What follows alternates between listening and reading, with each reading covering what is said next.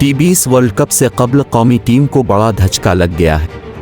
PCB की जानिब से जारी करदा एलामिये के मुताबिक इंग्लैंड के खिलाफ सीरीज़ के चौथे मैच से कबल ऑलराउंडर इमाद वसीम तक करते हुए दाएं पसली में तकलीफ महसूस कर रहे थे, जिसके बाइस उन्हें प्लेइंग 11 का हिस्सा नहीं बनाया गया।